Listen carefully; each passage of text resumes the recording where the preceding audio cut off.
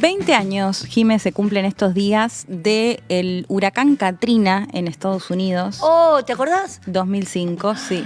El peor que registró la historia de este país, y podríamos decir uno o quizás del mundo también, ¿no? Sí. 20 años es un montón, no Es sé un si montón. es como cuando decís, bueno, ¿te acordás qué estabas haciendo, no? Éramos chicas igual. Éramos un poco más chicas, aunque se nos caiga un poco el DNI. Sí. Pero algo te acordás, por supuesto, de las imágenes. Bueno, mira, ahí estamos compartiendo. Ayúdennos, bueno, gente, animales, ¿no? Perros, no sé. Que decía ahí algunas de las imágenes que devastadoras, ¿no? Golpeó, recordemos, el huracán varios estados, en realidad, desde Luisiana a Mississippi, Alabama, Florida, y la peor parte fue en Nueva Orleans, sí, donde los vientos llegaban a ser de más de 200 kilómetros cuando llegaban a la tierra.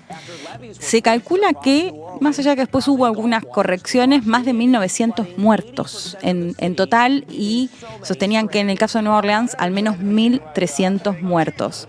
Algunos de los datos, más de 1 millón de personas desplazadas, porque justamente se empieza a hablar sobre todo desde el 25 de agosto, pero creo que el peor día es el 29 de agosto en el caso de Nueva Orleans. Bueno, ahí lo estamos viendo justamente en pantalla, y algunos medios estadounidenses que lo estaban recordando, justamente, bueno, porque se cumplieron, como decíamos, 20 años. Justamente se habían empezado a hacer los pedidos con anterioridad para evacuar, sí, y se considera que más de 1 millón de personas se vieron forzadas justamente a desplazarse ante esta situación. Más de 204.000 hogares completamente arrasados. Veíamos ahí algunas de las imágenes de cómo quedó toda esta región por este huracán que, por supuesto, bueno, captó la atención de todos los medios de comunicación, más allá que hablábamos recién fuera del aire, que recordabas algo de Fidel Castro. Bueno, me ahí hablando de más de 1.300 muertos.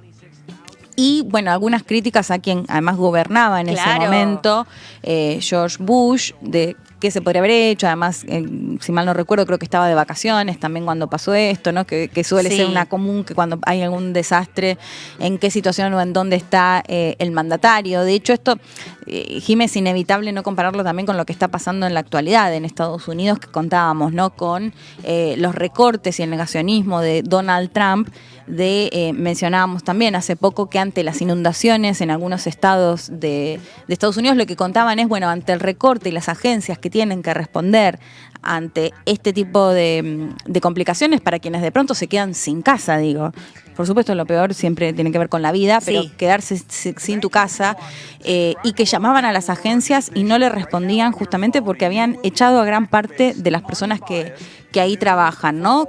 Además, bueno, decíamos, con el negacionismo como factor principal, que por supuesto si negás que hay cambio climático, si negás toda esta situación que está pasando, que lo estamos viendo, bueno, por supuesto también las políticas se acortan y mucho en ese sentido, y por supuesto se empiezan a ver los impactos. Pero bueno, quería que recordemos un poco, porque realmente lo del huracán Katrina fue además un antes y un después, por supuesto, bueno, para todas las personas que vivían ahí. Sí, sobre todo por esto, porque lo que recuerdo justamente era el de, bueno, sálvese quien pueda, ¿no?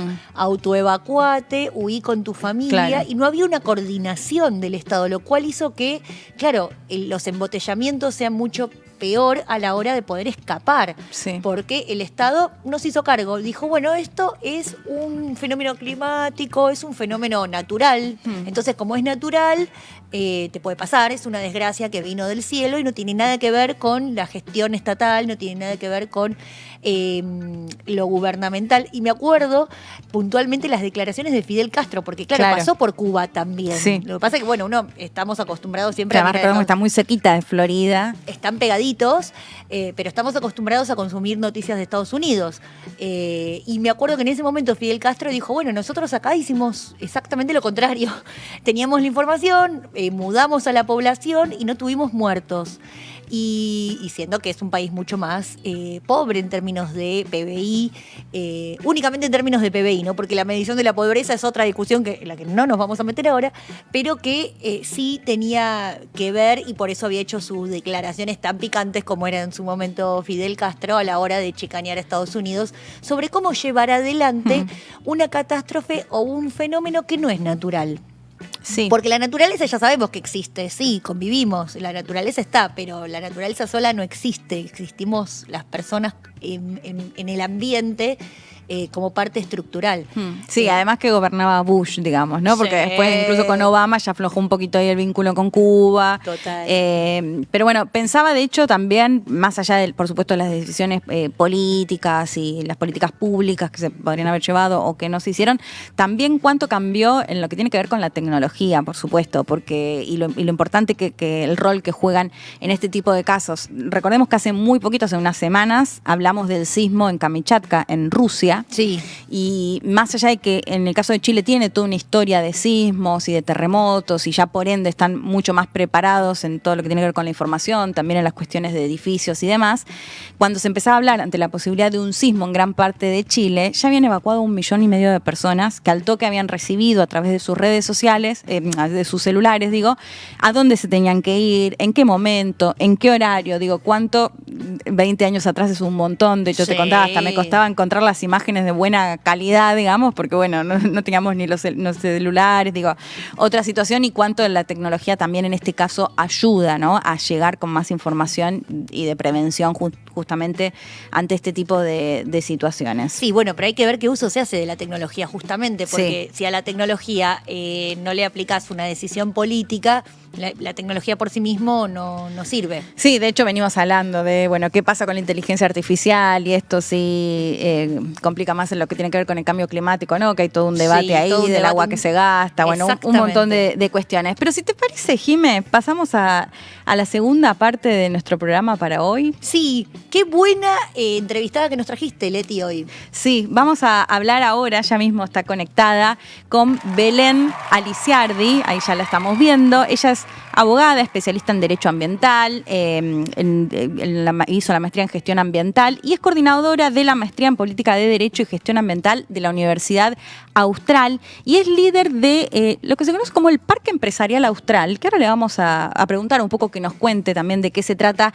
este parque, pero sobre todo queríamos conversar, y Belén, te damos la bienvenida, Jimé Fuertes, Leti Martínez, que nos cuentes un poco de qué se trata este proyecto, o no sé cómo llamarlo, cómo lo definimos, que tiene que ver con medir nada más ni nada menos que la huella de carbono, en este caso, en este parque que mencionábamos recién, que entiendo que lo conocen o lo llaman como PEA. Muy buenas tardes, hola Jimé, hola Leti, qué alegría escucharle y gracias por la invitación.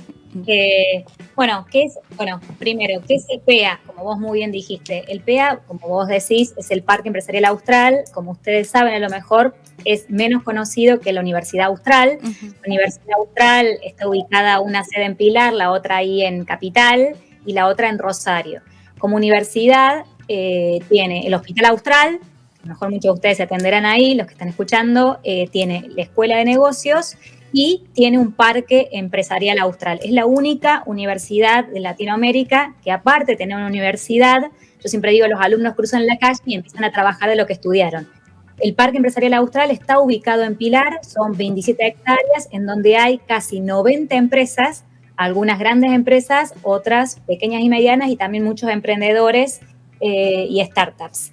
Y en este Parque Empresarial Austral, como dice su nombre, es un parque principalmente empresarial y tecnológico. Por eso la mayor cantidad de las empresas que están ubicadas en el parque tienen que ver con software o cuestiones como laboratorios. Atento que tenemos el Hospital Austral, también hay muchas empresas del sector de la salud, por ejemplo, AstraZeneca, es uno de los laboratorios que está ubicado donde se hicieron las vacunas COVID, recordarán ustedes la pandemia.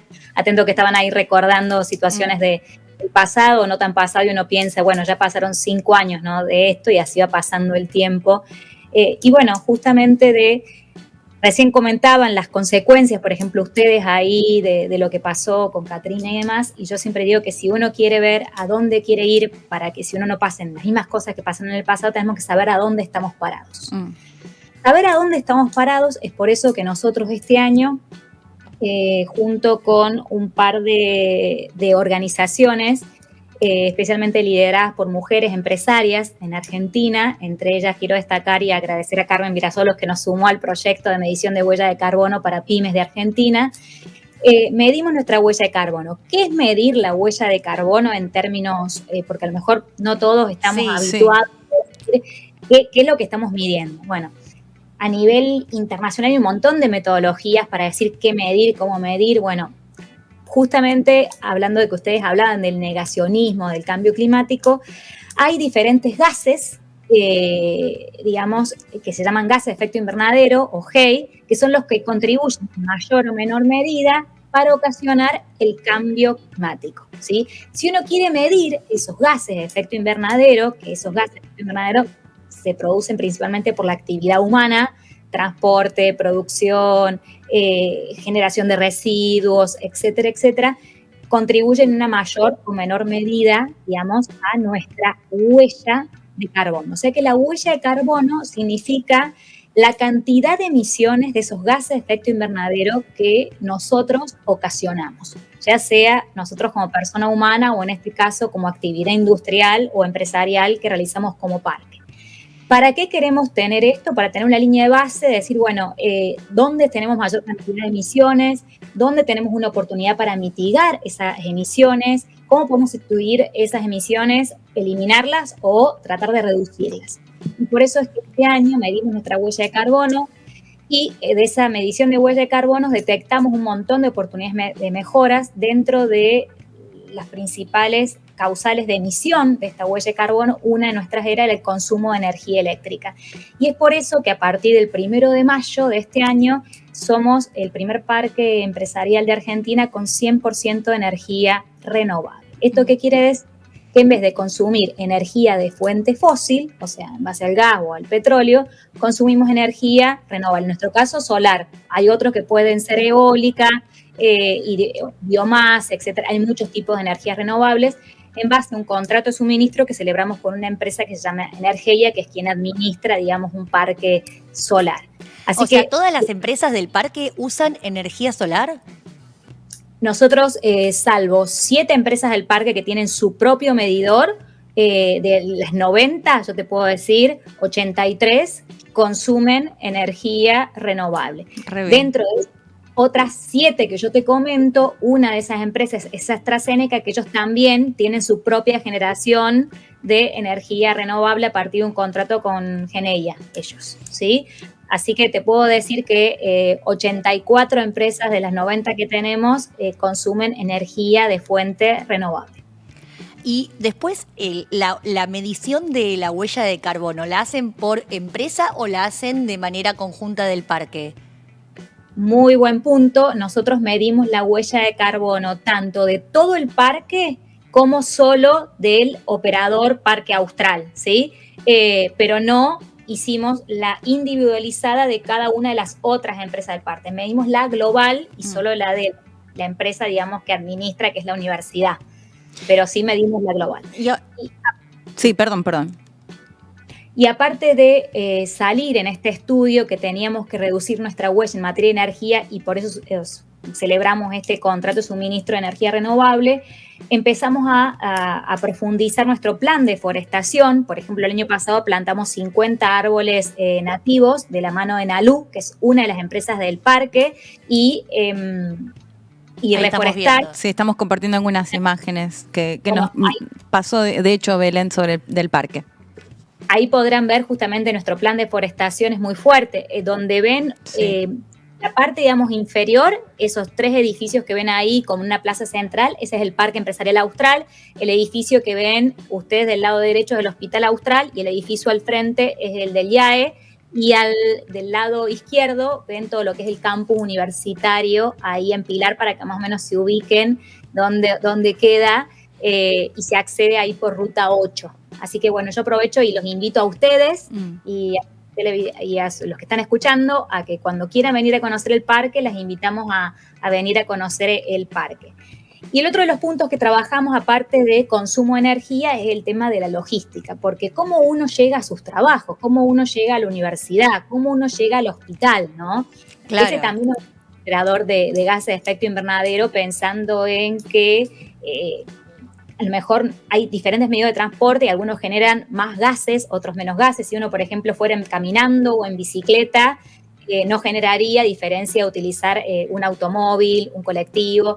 Y por eso estamos trabajando, y aprovecho para agradecerle a los alumnos de la universidad que desarrollaron una app que se llama Carpool, que es como ellos dicen el team del pool, en donde los empleados, también esto se aplica en la universidad, ponen qué día van, cómo van, y si ponen el auto o no, y esa es una forma también de reducir y de compartir el transporte y reducir también la huella de carbono a través de la logística de transporte hacia el lugar. Así que esos son los 2 puntos que principalmente estamos trabajando, o 3 puntos podríamos decir: energía renovable, plan de forestación y logística de transporte. Claro, porque Belén, según lo que leía justamente de lo que pudieron, digamos, detallar de qué más emite emisiones, tenía que ver justamente con el tema de la movilidad. Y preguntarte un poco ahí, esta es mi sensación, pero esto me gustaría que me corrijas si no es así, que a veces la electromovilidad se descarta un poco como uno de los factores principales, y esto me refiero no solo a la Argentina, sino en el mundo, de emisores de gases de efecto invernadero. ¿Cómo es más o menos esto, sobre todo teniendo en cuenta lo que ustedes llevaron al trabajo, que ustedes llevaron adelante? Muy buen punto, Leticia. Y con respecto, los diferentes medios de transporte, yo te decía, producen diferentes gases de efecto invernadero. Claro. En muchos lugares lo que se recomienda, o se está haciendo lo que se llama transición de movilidad, lo que se hace es tener o autos híbridos o autos eléctricos o colectivos, ya vienen para transporte, digamos, masivo de personas, o también transporte camión, etcétera, etcétera. Y obviamente que si es un automotor, digamos, o híbrido, o sea, que puede funcionar a combustión base petróleo y energía eléctrica, hay que ver de dónde proviene esa energía eléctrica, ¿no? Claro. Porque si esa energía eléctrica proviene de la misma matriz que la anterior, es como que no hay ningún tipo de cambio. Por eso en algunos lugares lo que están haciendo es, te informan de cuál es el origen de esa energía eléctrica a la cual vos le cargas a ese auto eléctrico. Entonces también es importante saber, porque si no es como un engaño, decir, claro, bueno, claro, cargo eléctrica con la misma energía que produce la industria fósil. Entonces también ahí está el debate acerca del origen, pero en muchísimos lugares está haciendo la transición a ese punto, pero teniendo en cuenta el origen limpio de la energía que carga ese tipo de vehículo. Sí. Perdón, pero hago una con respecto a esto, porque justamente fuera del aire hablábamos, que le estaba contando a Jime, que en el caso de Chile, en Santiago, entiendo que ya casi que cambiaron todos sus buses, como le dicen en Chile, los colectivos, los bondis nuestros, justamente a eléctricos, ¿no? Y siempre, bueno, ponemos muy de ejemplo el caso de China, que me parece que es el más emblema en cuanto a que prácticamente no quedan autos a, digamos, combustible de gas y nafta, digamos. Preguntarte justamente en eso, ¿en qué situación estamos en la Argentina? ¿Estamos muy lejos de esa posibilidad, tanto de lo que tiene que ver con los autos, también con el intensificar el uso de la bicicleta, ¿no? Que también, siempre lo cuento en el caso de China, usan un montón la bicicleta, o sea, es un medio de transporte que eligen gran parte de los chinos y las chinas, que me parece que acá no está tan extendido de esa manera, pero bueno, me interesa saber cómo lo estás viendo en nuestro caso. Muy buen punto. Justo ayer tuve una reunión con los chicos de la Fundación Voy en Bici. Les recomiendo que conozcan a la fundación, que ellos reparan bicicletas, especialmente para la movilidad de escuelas rurales, y también tienen talleres de bicicletas en diferentes cárceles del país. Es un proyecto magnífico y tiene que ver cómo fomentar el uso de bicicleta. Ya lo vamos a buscar. Sí. Para que lo entrevisten ahí a Juan Gregorini, graduado del Austral, también el alumno. Y bueno, justamente esto, hay varias ciudades del país que tienen programas específicos para fomentar el uso de bicicleta. Ciudad Autónoma de Buenos Aires es un ejemplo, la ciudad de Córdoba, en diferentes localidades de Santa Fe, por ejemplo Rosario. Esto es muy local.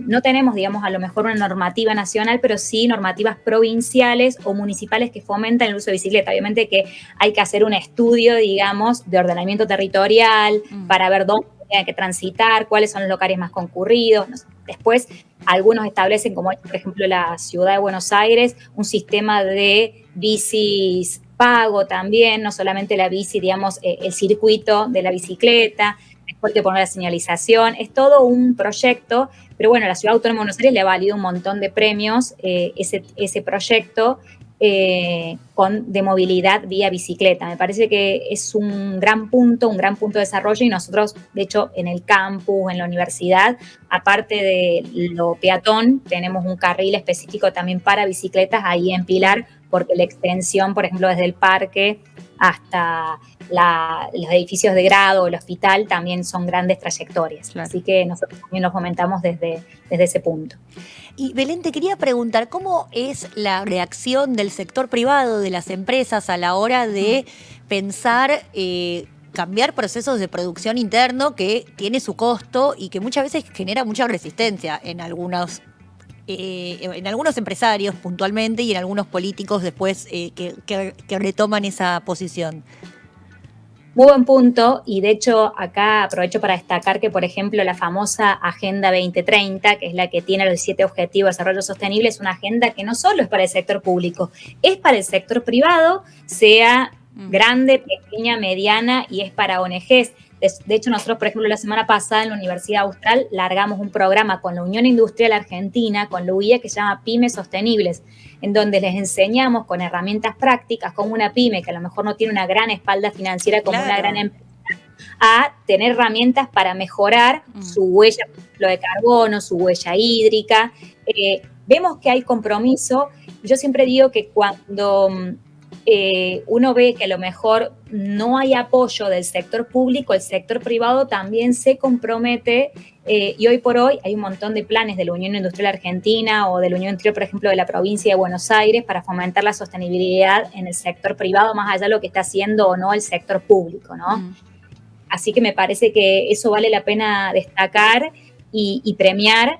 Y hay un montón aprovecho que están escuchando un montón de pymes a lo mejor, que hay un montón de certificaciones y autoevaluaciones gratuitas para las pymes que los acompañan en esta reconversión más sostenible, que son totalmente gratuitas. Entonces una pyme no lo aleja de tener una certificación que tiene un determinado costo. Claro, porque muchas veces a lo mejor países de Europa o de distintas partes del mundo te piden como empresa que tengas una trazabilidad que demuestre de alguna manera que no sos tan contaminante, y eso a veces es complicado para algunas empresas chicas. O de hecho, Belén, te sumo esto, un poco el debate que se da, y bueno, lo venimos contando, hablábamos al comienzo del negacionismo, ¿no? Me parece que el caso por ahí de Estados Unidos es el más relevante, porque siempre lo decimos, más allá de que los países en desarrollo, está buenísimo que se sumen a la agenda ambiental, sabemos que los principales responsables son los países, justamente las potencias, ¿no? Y en el caso de Trump, que suele establecer mucho este debate de, bueno, si tienen que cumplir con los requisitos ambientales, esto significa que van a tener que destinar más plata, más dinero, y se pierde productividad, ¿no? Y de hecho, Jimé mencionaba el caso de Europa, que me parece bien interesante, porque con la llegada justamente al Parlamento de más de ultraderecha y con esta misma postura, digamos, de negar el cambio climático, de hecho podemos recordar incluso las protestas de los agricultores en varios países, ¿no? Que decían, bueno, basta de tener que cumplir con la agenda ambiental. ¿Esto es un debate falso? Belén, ¿cómo lo estás viendo? ¿Es quizás sí que tengan que destinar más dinero, pero es pensando justamente en un futuro? ¿Desde qué lado lo analizás o lo ves a este debate que se da en Argentina también, por supuesto, pero que también se está dando en todo el mundo? Qué buena pregunta, y es un tema que lamentablemente a veces en algunos países, llámese Argentina, Estados Unidos y otros países del mundo, ha estado en retroceso justamente la agenda ambiental. En retroceso me refiero a la agenda pública.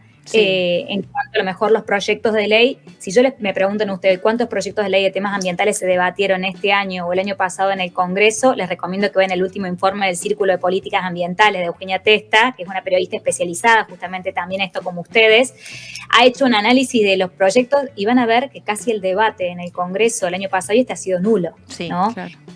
Y lamentablemente, por eso les decía que afortunadamente el sector académico, como las universidades, el sector privado, se está comprometiendo para evitar este retroceso en el ámbito, porque obviamente que es por la salud y la seguridad de todos. Y este año vale destacar que no solamente en diciembre, hablando de cambio climático, tenemos la COP aquí cerquita, aquí en Belém, Brasil, tenemos la COP 30, Vamos a ver si, por ejemplo, Argentina se presenta o no, pero más allá de eso, yo celebro y agradezco que seamos un país federal, porque esto permite que cada provincia tenga su propia opinión acerca de lo que hacer en materia de política ambiental. De hecho, hace muy poquito en la provincia de Córdoba, se darán cuenta que soy cordobesa, así que siempre respeto de los cordobeses, hicieron una pre-COP, a la cual asistieron 170 funcionarios de diferentes países del mundo y todos celebraron un acuerdo de qué hacer en materia de cambio climático a nivel local. Entonces me parece que eso es importante, y a nivel internacional y regional vale destacar que este año la Corte Interamericana de Derechos Humanos dictó una opinión consultiva en julio. En esta opinión consultiva obliga a todos los países que pertenecen a la OEA, dentro de esos países está Argentina, a cumplir con lo que se llama el derecho al clima seguro. Derecho al clima seguro significa a que el país tiene que tomar acciones urgentes para evitar el cambio climático. Entonces, esto ya no es solamente si me gusta o no me gusta, si creo en el cambio climático, sino que es una obligación establecida por tratados internacionales suscritos por el país y también por leyes nacionales suscritas por el país, como por ejemplo la Ley de Presupuestos Mínimos de Mitigación y Compensación de Cambio Climático. Entonces, más allá de estas cuestiones, hay normativa que tenemos que cumplir. Y esto también lo destaqué a nivel regional, pero a nivel internacional, después que la Corte Interamericana de Derechos Humanos sacara esta opinión consultiva, la Corte Internacional de Justicia, con sede en La Haya, a finales de julio, saca otra opinión consultiva muy similar a la opinión consultiva que había hecho la Corte Interamericana de Derechos Humanos, diciendo justamente que tanto los estados y las empresas están obligados a tener una agenda activa en materia de cambio climático, y si no serán sancionados. Entonces, me parece, más allá del contexto, digamos, que tenga particular cada uno de los países a nivel de poderes ejecutivos, por decirles a ustedes, sí la agenda y lo que se llama litigios ambientales va a causar muchas consecuencias si no se cumple. Claro. Que la Corte Interamericana de Derechos Humanos haya hecho una opinión consultiva, la primera de este tipo, y que la Corte Internacional de Justicia lo haya dicho, me parece que son dos grandes precedentes para cumplir la ley, más allá del bienestar de la población. Sí, vos sabés que nosotras nos tocó participar con Leti de una especie de pre-COP, que es la agenda latinoamericana en la provincia de Buenos Aires, la agenda ambiental latinoamericana en la provincia de Buenos Aires, también como una instancia previa de la participación en Brasil, en Belén. Y lo bueno, que por lo menos yo me llevé, es que tenemos una agenda propia de Argentina, una agenda propia de la América Latina, como país no central, como país periférico que somos, y además con nuestras propias problemáticas, claro, ¿no? Los basurales a cielo abierto, el problema grande de los humedales, y esto, ¿no? Esta discusión también con lo que vos traés, Belén, de qué rol puede tener el sector privado, porque por lo pronto la posición política del gobierno nacional es pro empresa, pero justamente imponiendo un discurso que quizás no es el de todo el sector privado. Digo, de hecho, vos estás trayendo acá una experiencia muy concreta que da cuenta de que el sector privado puede tener otra perspectiva acerca de los derechos ambientales que tenemos todas las personas con las que convivimos, estamos dentro todos del mismo ambiente. Sí, así que aprovecho a ustedes a felicitarla por difundir estos temas y estar tan preparada para hacerlo, porque necesitamos, digamos, de los medios, de la prensa como ustedes, que participe y forme la opinión para que todos conozcan y sepan qué es lo que hay, qué es lo que no hay, como yo decía, para marcar una línea de base, qué es lo que tenemos y qué es lo que nos falta, y reclamar aquello que también nos hace falta, ¿no? Sé que ya estamos medio sobre la hora, pero te voy a hacer una última, Belén, que es más de tu percepción. Siendo profe, además de tener tantos títulos y ser especialista en la cuestión ambiental, leíamos hace unas semanas también una encuesta de Alemania. Y primero voy a una idea, ¿no? Hace unos años se creía que por ahí las generaciones, o sea, los más jóvenes, ya venían con la cuestión ambiental como chip, ¿no? Como decimos, bueno, los hombres vienen más desconstruidos, los jóvenes como que ya adquirieron ciertas cuestiones, que había como una cuestión generacional, a eso me refiero. Y veíamos una encuesta de Alemania que decía que justamente para los jóvenes, hasta hace un par de años, el cambio climático era una prioridad y que esto estaba cambiando, justamente, bueno, en parte como lo que decíamos, ¿no? Del negacionismo y demás. ¿Qué te pasa a vos y qué percibís como maestra, como profesora, justamente del interés o no que hay, sobre todo en los más jóvenes, ¿no? Acerca del cambio climático, de querer conocer, si ya vienen con estos conocimientos que por ahí de pronto quienes somos un poco más grandes los adquirimos más de grandes también. Por eso te digo, es una percepción tuya de cómo lo estás viendo en ese sentido o si efectivamente afecta por ahí este negacionismo a nivel nacional.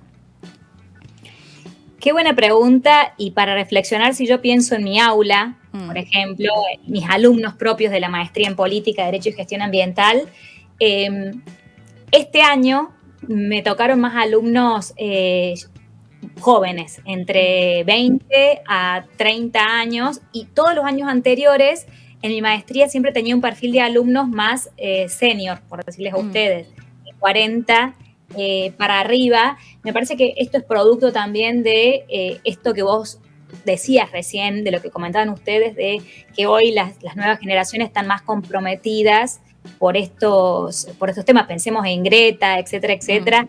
Vienen con este chip y luchan por este chip, y también es un tema cultural. A veces cuando uno quería traer estos temas a la mesa, yo por ejemplo que me especializo en compra pública sostenible, que es cómo poner la variable ambiental y social a la época, al momento de evaluar una oferta y no solamente el precio, guiarnos por el más barato, que lo barato sale caro en otros aspectos.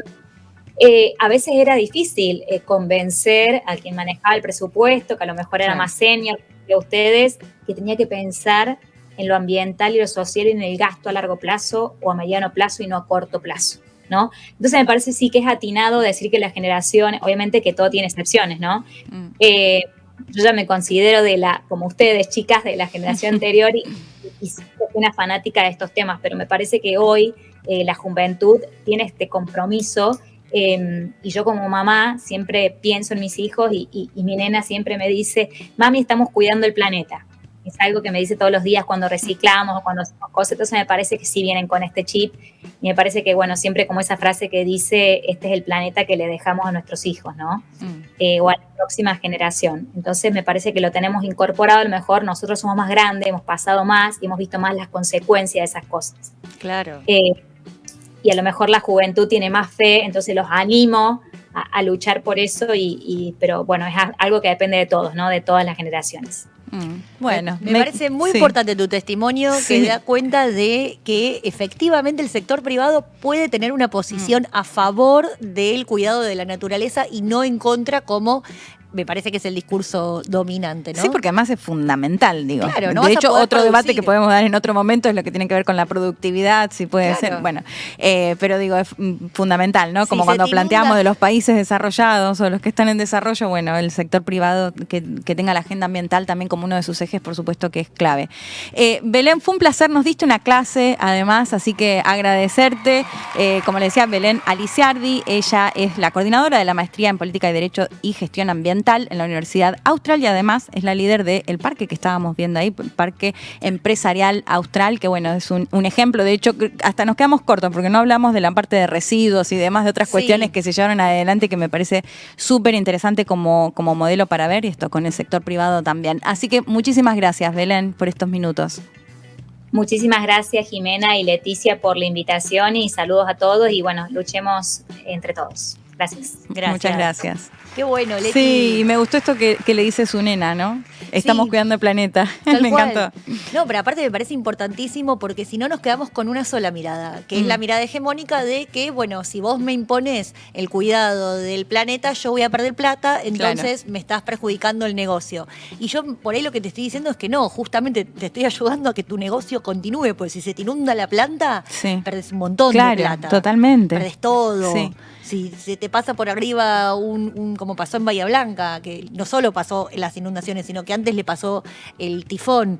Bueno, todo eso es consecuencia del cambio climático, y las personas que son inversores, emprendedores tienen que tener esta variable en cuenta, sí o sí. No, y buenísimo esto como modelo también, ¿no? Porque al medir la huella de carbono, como nos contó y nos explicó, por eso decía que fue una clase porque lo explicó muy bien y muy claro, esto como modelo incluso para otros sectores privados o empresas, digamos, fuera de, por supuesto, del parque que mencionaba Belén, ¿no? Me pareció bien interesante, Jimé. Sí, me encantó, Leti. O sea, se puede. Evidentemente se puede, incluso conviene. Conviene, señora, señor, no se asuste. Poner regulaciones destinadas a cuidar la naturaleza, sobre todo las cuestiones de los insumos, como es la energía y del input y del output, y output como productos, pero también, como decías vos, Leti, los residuos que no... Sí, porque también habían llevado adelante un proyecto, o sea, con distintas, digamos, de las distintas áreas que mencionábamos. Bueno,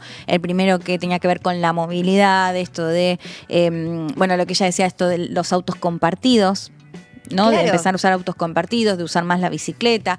Bueno, también, digamos, fueron llevando adelante distintos programas con, por supuesto, las otras áreas que también emiten emisiones, como por ejemplo los residuos, ¿no? El sistema de residuos ahí en el parque.